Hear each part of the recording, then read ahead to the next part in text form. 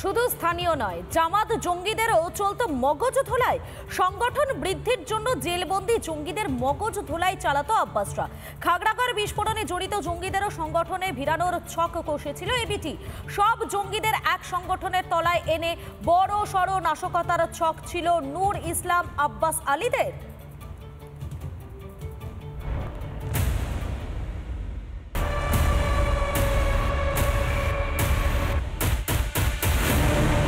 মুর্শিদাবাদ থেকে ধরা পড়া মনিরুল আব্বাস আলীদের দায়িত্ব ছিল স্থানীয় যুবকদের মগজ ধোলাই করে সংগঠনের বিস্তার।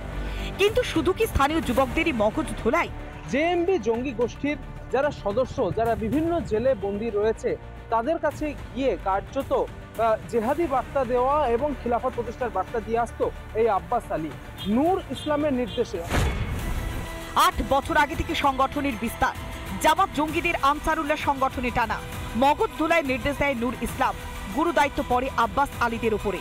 বহরমপুর জেলে থাকাকালীন দায়িত্ব পায় আব্বাস। তারিকুল ইসলাম নামে এক জেএমবি জঙ্গি, যে বর্তমানে বহরমপুর জেলে বন্দী রয়েছে, তার কাছেও গিয়েছিল এই আব্বাস আলী এবং তার কাছে গিয়ে তার এবিটি জঙ্গি গোষ্ঠীর সঙ্গে যুক্ত হওয়ার জন্য কিন্তু তাকে বলা হয়েছিল।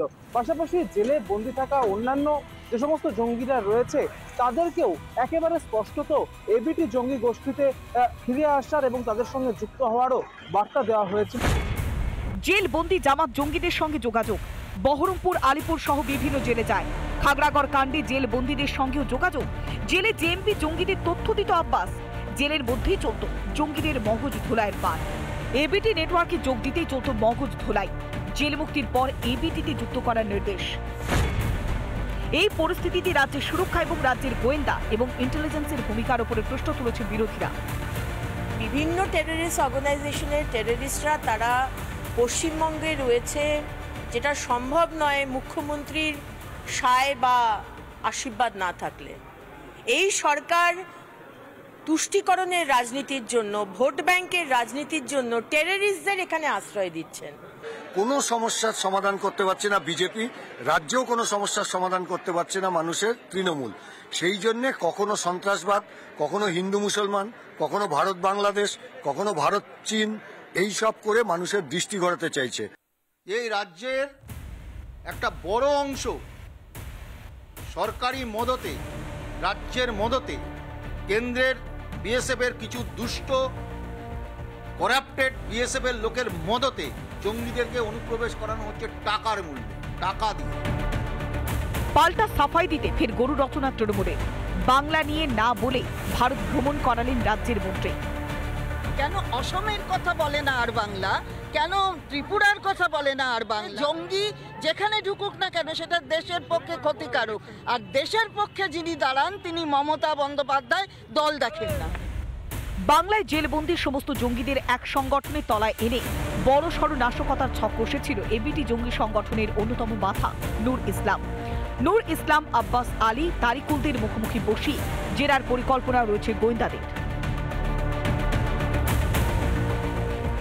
যে জেএমবি জঙ্গি যারা বিভিন্ন জেলে বন্দী রয়েছে তাদের মাধ্যমে নেটওয়ার্ক কতটা পর্যন্ত ছড়িয়েছে সে বিষয়টি নিয়েও তদন্ত শুরু হয়েছে বলে গোয়েন্দা সূত্রে এখনো পর্যন্ত খবর। মুর্শিদাবাদ থেকে ক্যামেরায় অপূর্ব চৌধুরীর সঙ্গে ইন্দ্রাশিস বাগচি, রিপাবলিক বাংলা। সর্ষের মধ্যেই ভূত। 51টি জাল পাসপোর্ট পাইয়ে দেওয়ার অভিযোগে হাবড়ার অশোকনগর থেকে গ্রেফতার কলকাতা পুলিশের প্রাক্তন কর্মী আব্দুল হাই। ধৃতের 14 দিনের পুলিশ হেফাজতের নির্দেশ। জাল পাসপোর্ট কাণ্ডে তদন্তে নেমে কলকাতা পুলিশের জালে প্রাক্তন পুলিশ কর্মী। উত্তর 24 পরগনার হাবড়া থেকে গ্রেপ্তার কলকাতা পুলিশের প্রাক্তন এসআই আব্দুল হাই। এর আগেই আমরা দেখেছিলাম যে এই জাল পাসপোর্ট চক্রের অন্যতম মাথা মনোজ গুপ্তা, তাকে গাইঘাটা থেকে গ্রেপ্তার করেছে পুলিশ এবং মনোজ গুপ্তাকে জেরা করে তার কাছ থেকে উঠে আসে এই আব্দুল হাইয়ের নাম। আর আব্দুল হাইকে ইতিমধ্যে গোয়েন্দারা গ্রেপ্তার করেছে। গোয়েন্দা সূত্রে খবরে আব্দুল হাই এবং মনোজ গুপ্তা দুজনকে সামনাসামনি বসিয়ে গোয়েন্দারা জেরা করতে চাইছেন। মূলত তারা জানতে চাইছেন যে এই জাল কতদূর বিস্তার রয়েছে। এই আব্দুল হাই কলকাতা পুলিশের সাব ইন্সপেক্টর, সিকিউরিটি কন্ট্রোল অফিসে চাকরি। পাসপোর্টের নথি যাচাই করতেন আব্দুল। মনোজ গুপ্তাকে জেরা করতে উঠে আসে তার নাম। নথি যাচাইয়ের জাল চক্র চালানোর অভিযোগ। গত বছরই চাকরি থেকে অবসর নেন আব্দুল হাই। 51টি জাল পাসপোর্ট বিক্রির অভিযোগ। 9 জনের কাছ থেকে উদ্ধার ফোন, ল্যাপটপ। জাল পাসপোর্টের তদন্তে নেমে বেহালা পর্ণশ্রী থেকে উদ্ধার হয়েছিল একাধিক জাল নথি। গ্রেপ্তার হয়েছিল সমরেশ বিশ্বাস ও মনোজ গুপ্তা। জেরায় উঠে আসে আব্দুল হাইয়ের নাম। গ্রেপ্তারের পর আব্দুল হাইকে আলিপুর আদালতে পেশ করে পুলিশ। 18 তারিখ পর্যন্ত পুলিশি হেফাজতের নির্দেশ দেয় আদালত। এসসিও ডিপার্টমেন্টে তিনি 4 বছর কাজ করছিলেন এবং তার মধ্যে 51টা পাসপোর্ট যেগুলো ভুয়ো ছিল সেগুলোর ভেরিফিকেশন তিনি করেছিলেন এবং ভেরিফিকেশন করতে গিয়ে এতটাই বেনিয়ম করেছিলেন যে পাসপোর্টে যে ঠিকানাগুলো দেওয়া ছিল আবেদনকারী সেই ঠিকানাগুলো তিনি ভেরিফাই করেননি। সেই ঠিকানাগুলোর আদতে কোনো অস্তিত্বই নেই, আদতে সেই ঠিকানাগুলো এক্সিস্টই করে না। এমন ঠিকানাও পাসপোর্টে রয়েছে, সেইগুলোই ভেরিফাই করে তাতে স্ট্যাম্প দিয়ে দিয়েছিলেন বা ভেরিফিকেশনে পজিটিভ রিপোর্ট দিয়েছিলেন এই আব্দুল হাই। এই তথ্যই জানতে পারা যায় মনোজ গুপ্তা গ্রেপ্তার হওয়ার পর একের পর এক চাই সামনে আসতে থাকে। সর্ষের মধ্যে ভূত না থাকলে এই কাজ হওয়া সম্ভব নয়, এমনটাই দাবি রাজনৈতিক দলগুলির। এখন বিভিন্ন এলাকার যারা এই ধরনের র্যাকেট চালায়, এই র্যাকেট পুলিশ অফিসার থেকে শুরু করে স্থানীয় তৃণমূল নেতা থেকে শুরু করে পুলিশের অনেক উচ্চ পদাধিকারী যারা আছেন তারাও অনেক সময় এর সাথে যুক্ত হয়ে পড়েন। তো স্বাভাবিকভাবে এর তদন্ত দরকার, এর সাথে টেররিস্ট অর্গানাইজেশনের কোনো সম্পর্ক আছে কিনা। রাজ্য সরকার সক্রিয়, তাই গ্রেপ্তার করা হয়েছে, পাল্টা দাবি শশী বাজার। এটাকে লার্জার পার্সপেক্টিভ, এটাই সর্বত্র ঘটছে। তৃণমূল কংগ্রেস কিংবা পশ্চিমবঙ্গের বিরোধিতা, নির্বাচিত সরকারের বিরোধিতা করতে গিয়ে যদি সার্বিক চিত্র এটাকে বলেন, সেটা কোথাও না কোথাও একটি নির্বাচিত সরকার এবং নির্বাচিত মুখ্যমন্ত্রীর প্রতি অন্যায়। বাংলা জুড়ে ছেয়ে যাচ্ছে জাল পাসপোর্ট, কখনো বাড়ছে অনুপ্রবেশ, আবার কখনো ছদ্মবেশের আড়ালে ঢুকে পড়ছে জঙ্গিরা। এরই মধ্যে ফের জাল নথি নিয়ে পাসপোর্টের আবেদন পূর্ব বর্ধমানে। জন্মের জাল শংসাপত্র দিয়ে পাসপোর্টের আবেদন করার অভিযোগে হুগলির সিঙ্গুর থেকে গ্রেপ্তার 2 জন।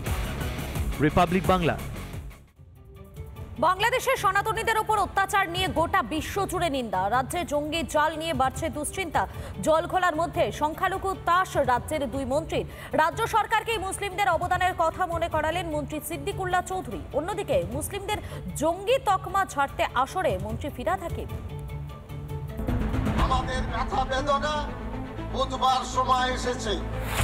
রাষ্ট্রনেতা যারা ভারতবর্ষে যাদের খুন হয়েছেন, কোনো মুসলিম কিন্তু খুন করেনি, অথচ টেররিস্ট স্ট্যাম্পটাকে মেরে দেওয়া হচ্ছে। শুনলেন তো রাজ্যের 2 মন্ত্রীর কথা।